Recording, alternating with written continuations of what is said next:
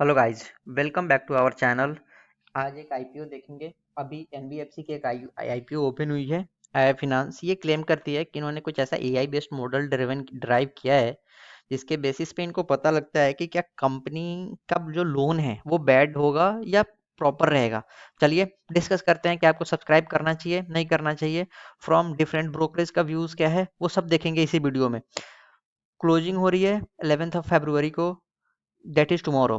14,152 रुपये का minimum investment रहेगा। लिस्टिंग रहेगा टेंटेटिव डे 16 फरवरी 2026।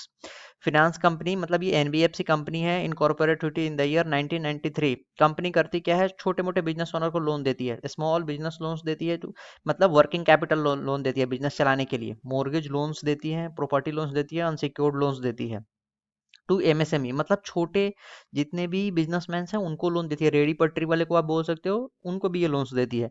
एयूएम जो है वो ग्रो किया है 42.6 सीएजीआर से, which is very good number. Return of equity 12%, जैसे डिसेंट नंबर। और जो रिपीटेड लोन मतलब जो कस्टमर दोबारा आके लोन लेते हैं वो 50% का अराउंड है, 45.37%। This is good.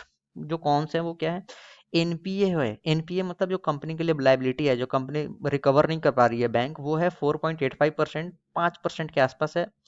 अब आप देख लो कि ये बेटर है या नहीं है।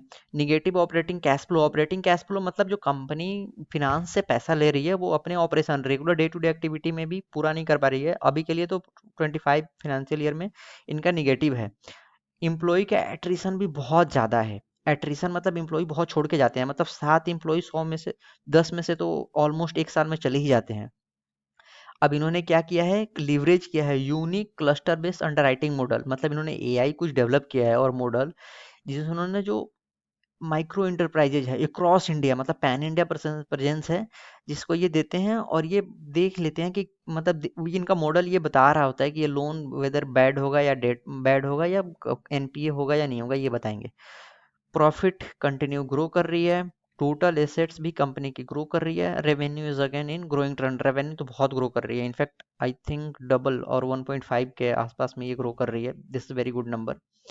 ब्रोकरेज फॉर्म के व्यूज क्या हैं, स्वास्तिका इन्वेस्टमेंट ने लॉन्ग टर्म इन्वेस्टर्स के लिए बोला है, लॉन्ग टर्म के लिए रहेगा। पी रेशियो जो इनका पीयर्स है उससे इनका कम है, मतलब कि इनके पीयर्स का वैल्यूएशन ज़्यादा है एज पर स्वास्तिका इन्वेस्टमेंट। सुशील फिनांस ने बोला है सब्सक्राइब लॉन्ग टर्म के लिए, शॉर्ट टर्म के लिए किसी ने नहीं बोला है। माइक्रो सेगमेंट में देते हैं तो देखो, कम इंडिया भी एमएसएमई से ही चल रही है, बहुत बड़ी कंपनी इंडिया में है कहाँ। अभी आप देखोगे तो इंडिया में 80% सोल प्रोप्राइटरशिप है, तो देयर आर चांसेस कि company can grow exponentially.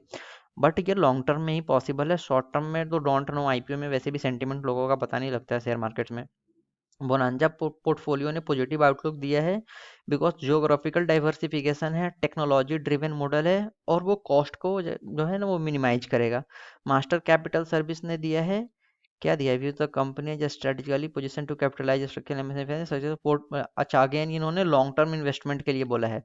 Subscription again totally नहीं है, ग्रे मार्केट प्रीमियम 0 to 5 है, तो लिस्टिंग गेन तो नहीं होने वाला है, आप लॉन्ग टर्म के लिए देख सकते हो। इनफैक्ट या तो फ्लैट लिस्ट करेगा और वेदर इन और इन लॉस। तो आपको क्या, आप क्या सब्सक्राइब करने वाले हो या नहीं, please let us know. Thanks for watching the video. Thank